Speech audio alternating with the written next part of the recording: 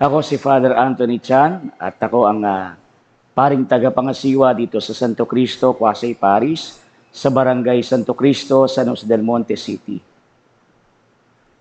Come, let us share the word.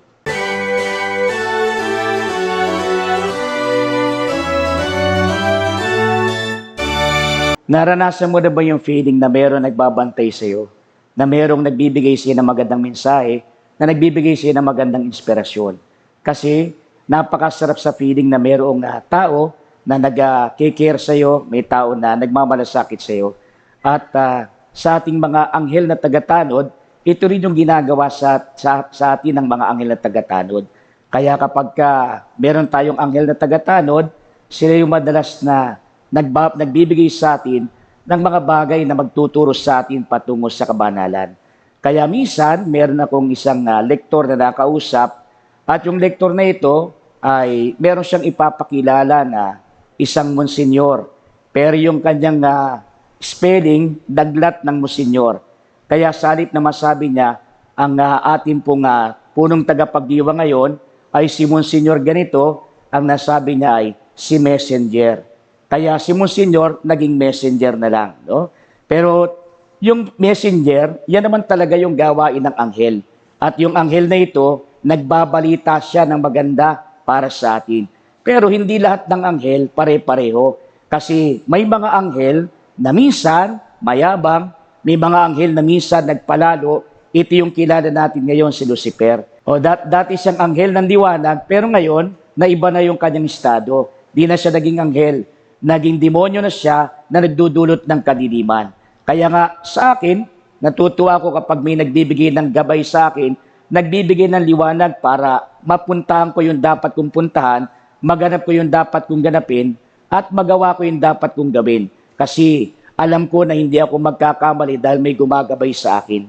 At ako'y naniniwala na yung aking anghel na tagatanod, siya yung palaging gumagabay sa akin kasi siya yung pinadala ng Diyos para sa akin. Para magbantay, para siya ang palagi na magbigay ng inspirasyon sa akin, para siya yung palagi magbigay sa akin ng tamang daan, para sa akin tatahakin, hindi ako maligaw ng landas. Kaya nga kapag ako ay lumalapit sa ating Panginoon, kapag ako ay nagdarasal, lagi ko ring nadarama yung presensya ng aking anghel na tagatanod. Kasi siya yung pinadala ng Diyos sa akin para ako ay maging matino ang aking pupuntahan, hindi ako magkasala, at makaiwas ako sa mga tukso na pwedeng magbulit sa akin sa pagkakasala.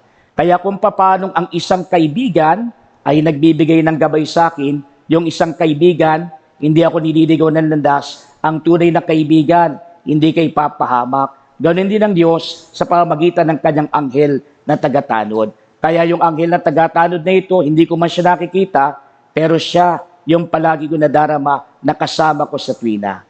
Kaya nga sana, yung anghel na tagatanod na ito, madama mo rin sa iyong buhay. Yung anghel na tagatanod na ito, hindi mo man nakikita.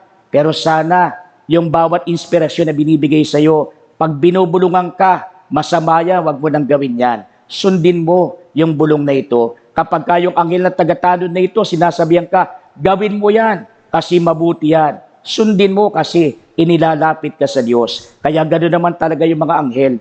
Nagbibigay ng liwanag, nagbibigay ng balita sa atin, balita ng kaligtasan, balita ng daan patungo sa kabanalan. Kaya nga sana ay hindi ka rin maligaw ng landas. Sana pare-pareho tayo, mag-akayan tayo kung paano ang anghel ng Diyos ay palaging gumagabay at nagbabantay sa atin. Panginoon, kami po ay nagpapasalamat sa lahat ng mga ipinadala mo na anghel sa amin.